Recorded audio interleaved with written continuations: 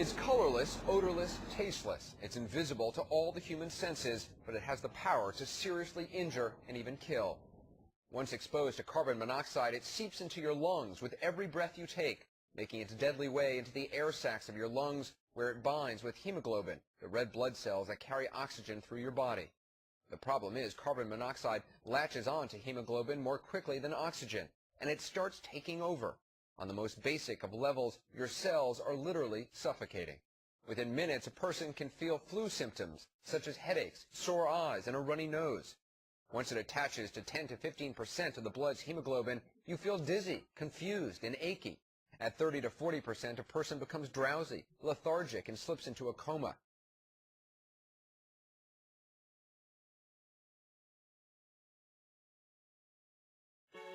For over 150 years, brave men and women have been fighting fires in the United States with honor and courage.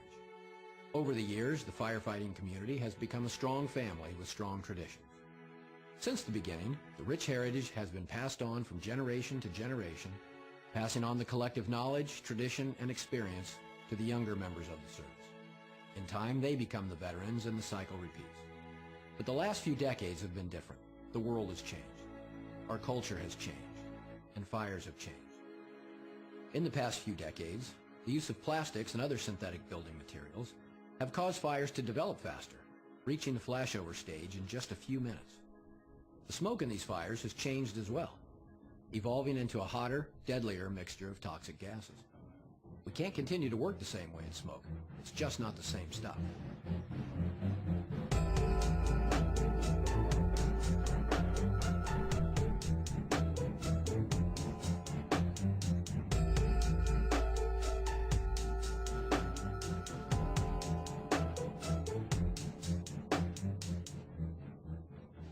Hi, I'm Rob Schnepp. Let's talk about smoke. Smoke is part of the job. It always has been. The old-timers in this business were even referred to as smoke eaters. To earn that title was a badge of courage. As firefighters, we understand smoke and how it indicates the behavior of a fire.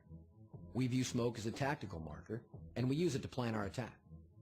Anyone that does this job for any length of time will end up breathing some smoke, whether it's on purpose or not. It's part of the job, right? Well, maybe it shouldn't be. Every firefighter will breathe a little smoke here and there, but the fact is we need to change our perspective on smoke because smoke has changed. Let me show you something. Firehouse chili. A classic firefighter meal. This chili is a great way to talk about smoke. You can think about chili in the same way you can think about smoke.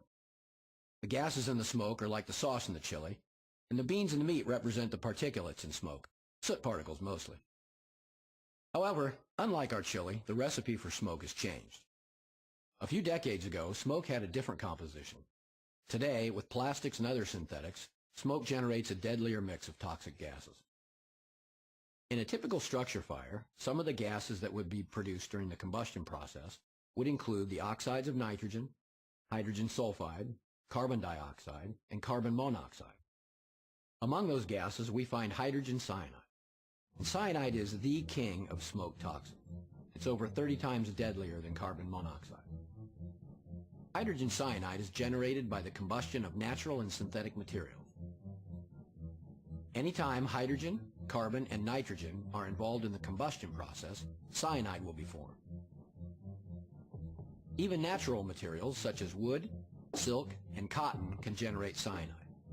But the significant change, and what's important to firefighters, is that the contents of the structure have changed. The use of synthetic polymers and plastics like nylon, polyurethane and polyethylene, synthetic rubber and melamine, all of these cause fires to burn faster, hotter, and generate more toxic smoke. This means everything from TVs and computers to bedding materials and cushioning, carpet, insulation, foams, and laminates used in cabinets. All these products produce high levels of hydrogen cyanide in fire smoke. If you're exposed to enough of it, hydrogen cyanide will kill you. And trust me, it doesn't take much. Exposure to a low concentration of hydrogen cyanide, around 135 parts per million, causes death in about 30 minutes. Higher concentrations, around 3,400 parts per million, cause death in less than a minute.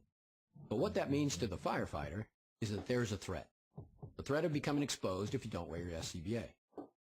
When inhaled, the concentration of cyanide at a typical fire scene is high enough to incapacitate a firefighter in just a few seconds. If this salt represents cyanide, and we add it to this chili, it would only take about this much. And keep in mind, it would only take one bite of the chili to kill you. If you knew your chili was poisoned with cyanide, would you eat it? Of course not. And now that you know that there are lethally toxic levels of cyanide in fire smoke, do you still want to breathe it?